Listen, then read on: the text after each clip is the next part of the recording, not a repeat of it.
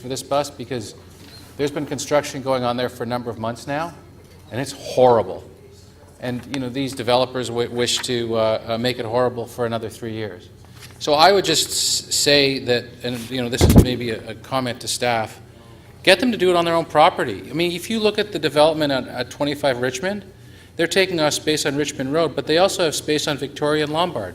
Give them those two streets and tell them no to Richmond. Simply that. And if it costs them too much money, it's on them. Because, they may be inconvenienced, but the public's going to be inconvenienced for 3 years. It's an easy choice, I think, for most of the public to say what they'd want.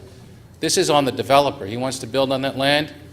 He should take all the inconvenience himself. Thank you. Councillor McConnell? Madam Speaker, I'm not quite sure how to do this, and I apologize to the Mayor. I'd forgotten. On 18.56, we need, there's a technical amendment. I think we should amend it and then send it so that when it comes back, it's the correct wording. So I'd like to put that. And then just say that actually Lombard and all of those have been done. They're delegated authorities from a community council, but also the community and the developer in this case have worked together. I have no objection to a month's delay just to get it right, and I support the recommendations of the Mayor, but if I could, that needs to be done. That's all. Thank you. Councillor Cressy? Helps. I'm not sure whether we were actually asked to make a technical amendment. I'm certainly happy if it coincides with the more detailed knowledge the local councillor has to make whatever amendment will make it right. So I didn't hear her actually put it forward, but I'm happy to agree to that as a friendly amendment. Okay, so... Sorry, I understand we can't do it. Yeah, you can't amend and defer.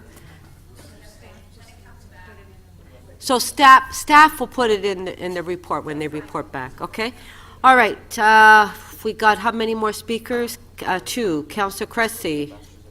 Madam Speaker, and I'll be very brief on account of time. It's just two of these items are in my ward, so I wanted to take a moment. You'll notice that Councillor McConnell, Wong Tam, and myself are all speaking, three downtown councillors who deal with this issue constantly on a daily basis in our wards, and it's a real challenge for pedestrians, for cyclists, for cars, and for people using public transit. Our offices work to the best of our ability with our staff to mitigate the challenges, the duration, impacts related to detours, construction management plans, getting local artists involved in hoarding. We do a range of things, but it's not enough. Developers should build within their own footprint, full stop. That's how it's done in New York. It's how it should be done here. And in these cases, we've worked closely with the Mayor, and as a local councillor, I'm supportive of these amendments. Thank you. Thank you.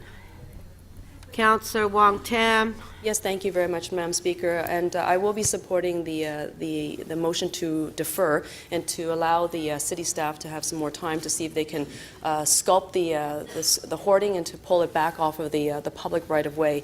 I did want to alert members of council, Madam Speaker, is that at Community Council in Toronto East York, we actually receive a number of construction occupancy road requests on a monthly basis. And we actually have been trying at the local level, I think to some degree of success, not as successful as we'd like, to try to bring the hoarding off the public right-of-way, off the curb lane, even off the sidewalk and back onto site. But that's oftentimes a very challenging proposition. And one of the reasons why it's a challenging proposition is because the planning staff have insisted that these properties built right to lot line. So therefore, unless there's secondary staging that's elevated and construction sites that are going to be hosted on site and built on site, we're going to continue to have this struggle and challenge. So I don't think that it would be realistic for us to be able to do this type of work, which is to try to control road management and the public right-of-way to keep it clear without having a coordinated conversation with the planning staff as they are approving these buildings, because there's no way it could be done in downtown Toronto on these very tight sites. You simply have to pull the buildings back. So this is a symptom of what is happening because of the planning process and because of the urban design approach to the city in terms of creating that complete street wall. And so we have been doing the best that we can. I would say the councillors in the core that are struggling with these type of requests for road occupancy, but it has not been successful. So I want to thank the mayor for bringing this, for paying extra attention to this matter. It has been something that I know that we have been struggling with some time, and hopefully through the fact that the mayor has now taken an active and keen interest in pulling all these construction sites back, perhaps the industry will now take notice and pay attention to the fact that it's not just individual councillors or local communities that are asking for some relief off the public realm, but actually it's a city initiative and something that has the authority and the influence of the mayor's office behind it. And the next time round, if they come in and ask for road occupancy, perhaps their ask will not be so aggressive. They don't need to occupy for years and not necessarily have activity on the site, and to not be using the road occupancy for storage of materials and having a much clearer marshalling plan with their construction trucks. All of this can be done, but they have to be much more innovative, much more creative. And right now, as I see it, their approach to road occupancy, I think, is a little bit lazy. There's a sense of entitlement, and that has to change. Thank you. Thank you. Oh, I thought we were ready to vote, but we have another speaker, Councillor Robinson. Nice introduction. Thank you very much, Madam Chair. I'm actually going to just speak for 30 seconds. There's a photo I want to share with you because I actually took it this morning at Yonge and Lawrence. It is not of a kitten, Glenn. I'm sorry about that.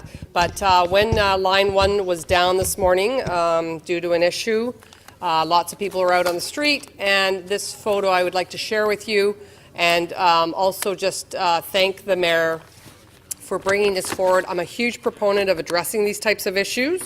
In my capacity as the Chair of Public Works and Infrastructure, fought hard to get the fees up on these things because I still think they're too low, and I think we need to get them up higher. So this term we've already put them up once. Let's try to do it again. But if you see this photo, this is Yonge and Lawrence, and this is the boundary between Councillor Carmichael Greb and myself. And this development's been in play for what seems for a very long time. And what you'll see, because Marilyn's just trying to get it on the screen for me, and there it is on, just turn your heads to the left. Dramatically, a dramatic shift to the left will, it's a little dark, I'm not the best photographer, but there's no activity on this site. There hasn't been activity for at least 6 months, if not longer. And yet these lovely orange and black cones dot the landscape, cutting off an entire lane on the west boundary of Yonge Street at Yonge and Lawrence. So this is the kind of thing that really drives people crazy, whether you're a cyclist or a motorist or even, quite frankly, a pedestrian. And this has been sitting idle like that for months because they can. And if they can, they will.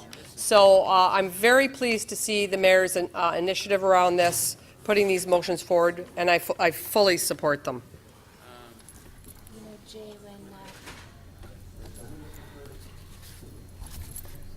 On TE 18.52, all in favor? Huh? Yeah, I know. Oh, sorry, that's what I meant. On the mayor's amendment on TE 18.52, all in favor? Carried. Item as amended, all in favor? Carried. On TE 18.56, the mayor's amendment, all in favor? Carried. Item is amended, all in favor? Pardon? Oh, this was the deferral, yeah. Okay. 18.57, the mayor's amendment to defer, all in favor? Carried.